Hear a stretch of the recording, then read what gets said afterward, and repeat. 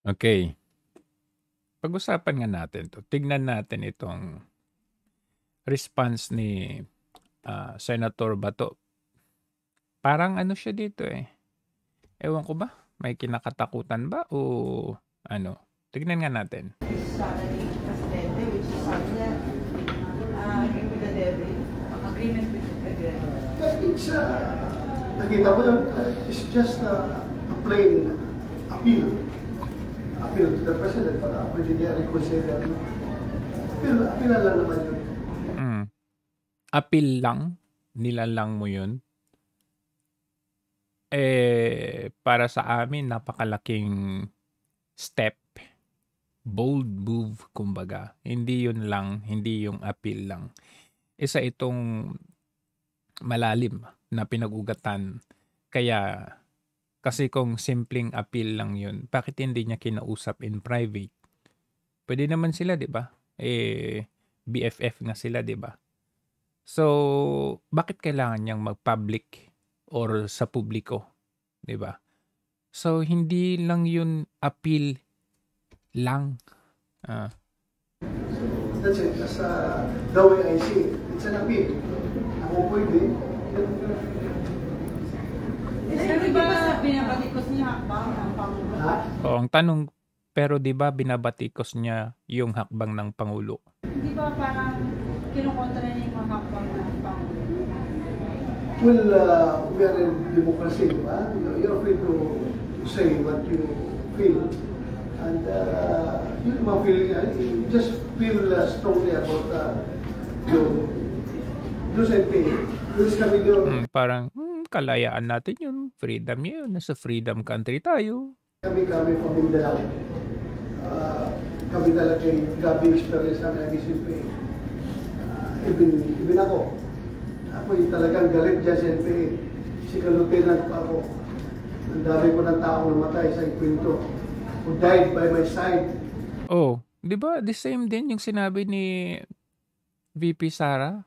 Danas na danas niya. Mismo umiiyak sa kanya, harapan niya yung pamilya at siya pa yung nagsosorry. Kaya siya nakikiusap sa Pangulo na baguhin yung kanyang step dito. Oh, tapos ikukwento mo ikaw rin pala, Senator, nung second lieutenant ka pa lang. Tao mo namatay. So, sana naman, Senator, wag naman nila lang yung ano. Who took their last breath by my side. Ang dami kong experience yan sa ikwento sa NPA. Kaya hindi talaga ako magtiwala sa mga tao na yan. Hindi ba indicative ito na merong crack sa relationship ng Presidente at ng Vice President Sara? Considering na yung statement ng Vice Oh, hindi ba daw indicative yun na may crack sa relationship ni ng mag-BFF? President came after ng statement naman ng Presidente na being seriously considered yung pag-rejoin natin sa ISIS? Depende sa inyo yan. How you interpreted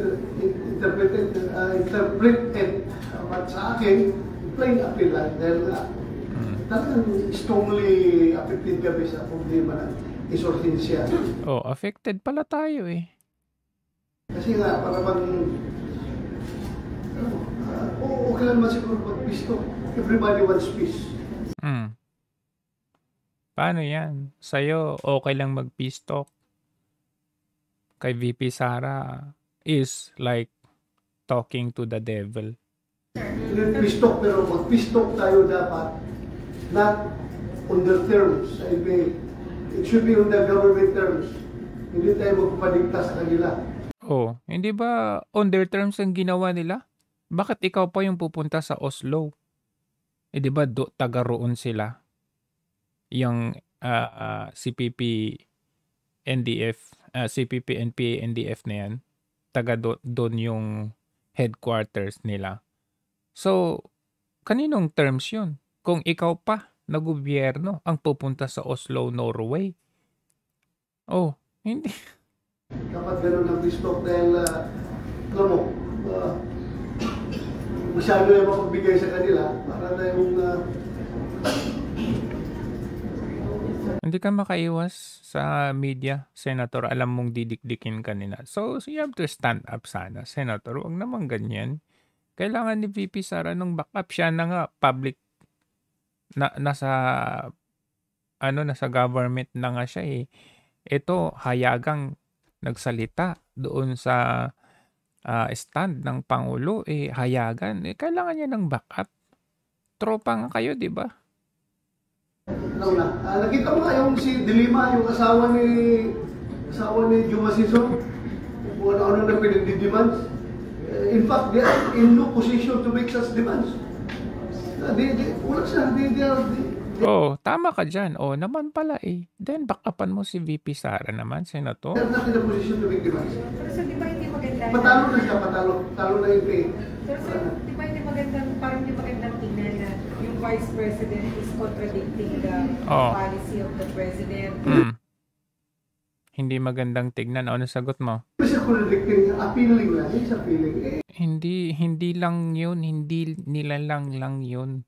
Although it's an appeal. Pero, hindi ba pwede mag-appeal ka? In private kung talaga?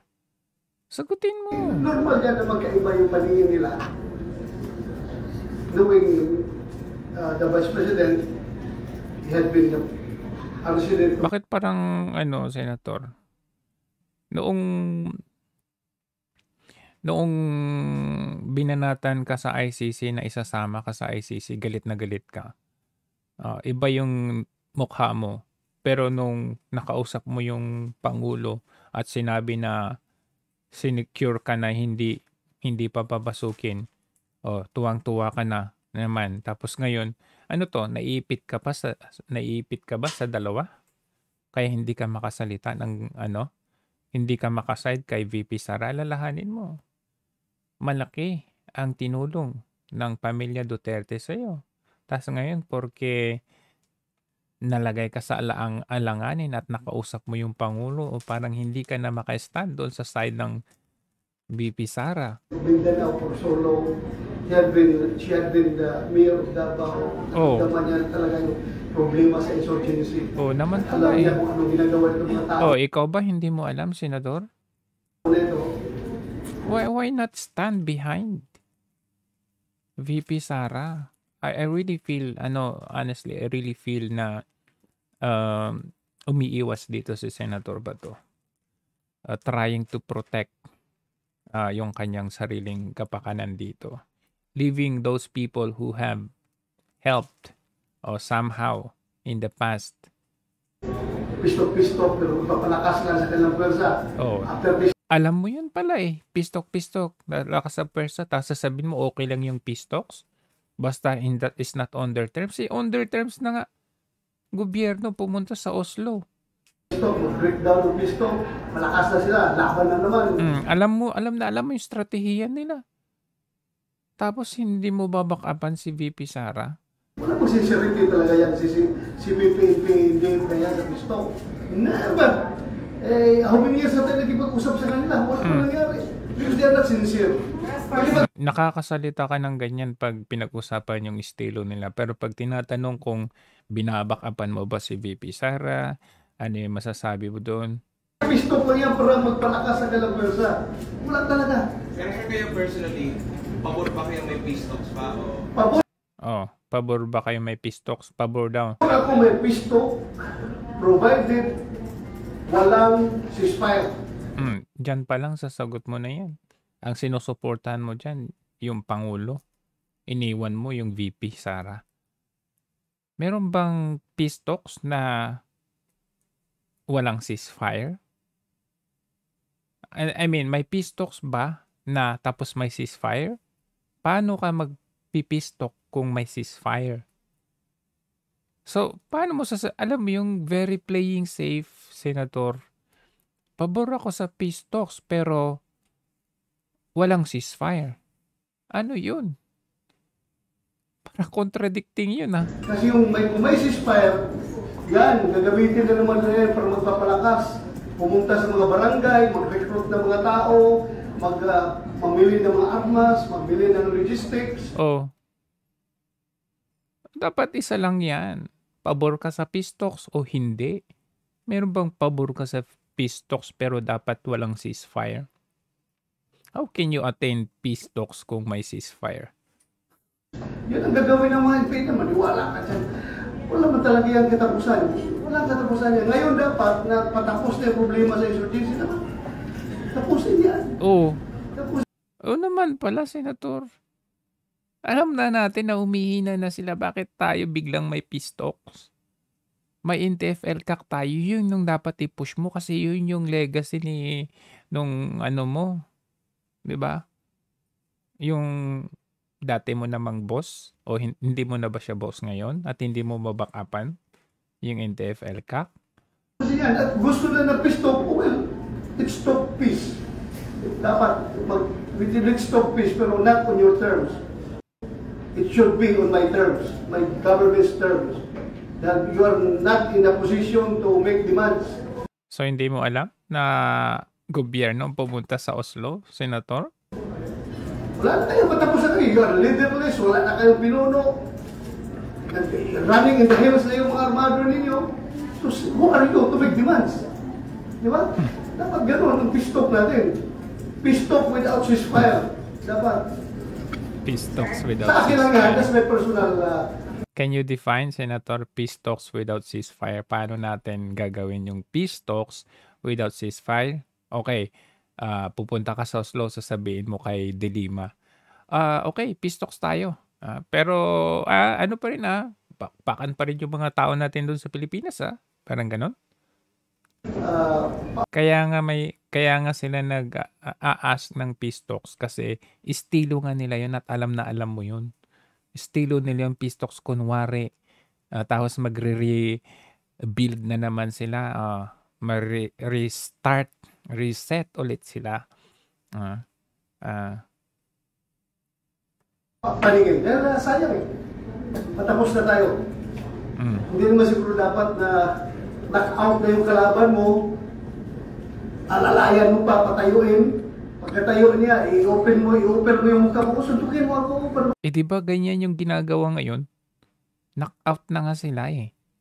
Tapos hahayaan mo na makipag-peace talks. Sino bang nagre-request ng peace talks? Tayo ba? Gobyerno ba? O sila? Siyempre sila. Sila na ngayong nananock-out eh. Kung noong araw pwede, tayo ang nakikipag-negotiate ng peace talks. Tayo ang may gusto ng peace talks kasi nga kumbaga hindi na sila natapos-tapos pero dahil traitor sila, don't tell me sila yung malakas ngayon. Tayo yung malakas ngayon.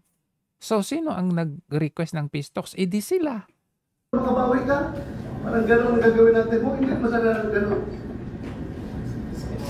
Sir, so do you not think that the Vice President has enough basis to come out with those statements? Kasi based on the past experiences na nangyari na may enough basis ba daw si VP Sara? Yun yung tanong. Kanina sinabi ni Senator Bato, oo, kasi naranasan niya yun. At danas ko din bilang second lieutenant. Tingnan mo yung sasagot niya. saka umaatake yung mga lefties. Gano'n talaga. That's how the Vice President views it. Na talagang sa lahat ng peace talk, ilang peace talk na? After President Marcos, sinusunod kay Marcos, Cory Aquino, Iraq, Ramos, Aquino, Duterte. Ano nangyari sa peace talk natin? Tapos sabi mo, okay yung peace talk? Para nilalaro lang tayo ng mga tao na yan. Alam mo pala In short, niluluko lang tayo ng mga tao na yan. Alam mo pala eh. Kaya, I support peace talks. I support peace talks. Pero support mo peace talks. Alam mo, pero you support peace talks. Provided there is no ceasefire. Define peace talks without ceasefire. There is no ceasefire. Dahil kung may ceasefire, gagamitin naman nila yan magpapalakas to consolidate their forces. O di parang yung binibintang ninyo sa China or tingin nyo sa China na nakikipag-usap sa Pangulo to Pangulo pero meron pa rin mga attack sa South China Sea or West Philippine Sea. So parang ganun? Peace talks? Pero walang ceasefire? Ano yun? Labo mo. Walang ceasefire. Pistol kayo. Kung gusto nyo magkipag-pistol sa amin. But not on your terms. It should be in our terms. Government's terms. Because wala na kayo. Lugmok na kayo eh. Wala na kayo. Wala na kayong leader. Who are you to make demands? Ulitin ko.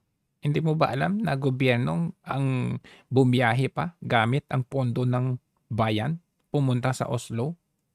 So kaninong term yun?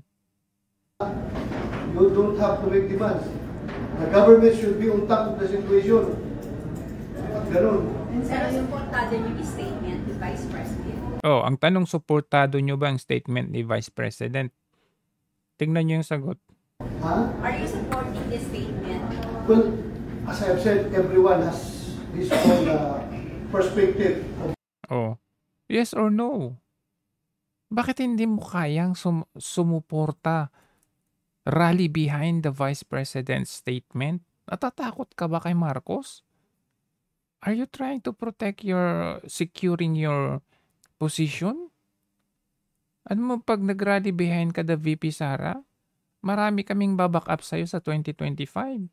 Hindi yung ganito na akala namin batong-bato ka tapos nang nasa pwesto ka na parang lumambot naman na, hindi naman na ata bato yung nakikita namin sa senator naman. What is happening? So, yan ang kanyang view. Yan yung kanyang view. Pareho kayo ng view, pero bakit hindi mo nga masagot, suportado mo ba ang statement ni VP Sara? Yes or no? I strongly support. Ganon. Masakit talaga. Grabe kasama ang dinanas ko sa NPA. Naman pala eh. Bakit can you not directly show us your support, direct support? Nasabi mo na, suportado mo yung peace talks, which is yun yung stand ng Pangulo. Paano naman yung Vice President? As I have said, nag-retire na lang ako sa serbisyo pero hindi ko talaga sila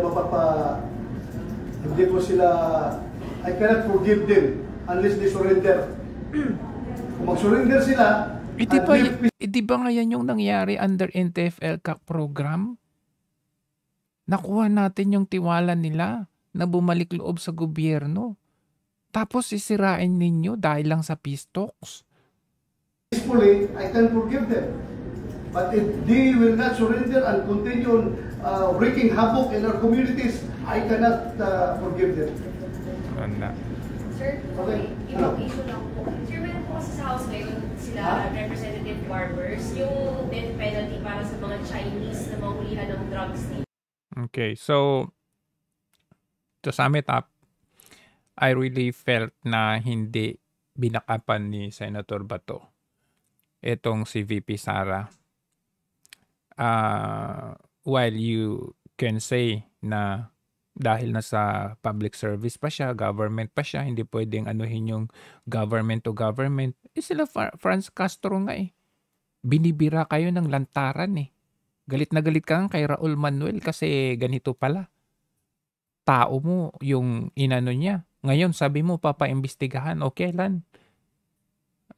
VP Sara nasa government. Lantaran. Bold move yung ginawa niya. Pagkontra doon sa stand ng Pangulo. Tas ikaw hindi mo mabackupan? Kala ko ba bato ka?